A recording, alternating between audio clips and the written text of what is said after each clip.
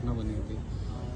સુરત શહેરના સચિન પોલીસ સ્ટેશનમાં ગુજરાત ગ્રામીણ બેંક જે સ્વસ્તિક કોમ્પ્લેક્સમાં આવેલી છે તેમાં બપોરના 12:30 વાગ્યાના સુમારે એક અજાણ્યો ઇસમ અંદર આવી પિસ્તોલ જેવું હથિયાર બતાવી 2 કર્મચારીઓને અંદર રૂમમાં બંધ કરી 4,75,000ની રકમને લૂંટ કરીને નીકળી ગઈ છે.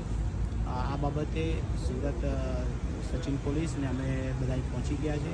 અલગ અલગ 5 ટીમો બનાવી આરોપીને હસ્તગત કરવાના પ્રયત્નો ચાલી રહ્યા છે.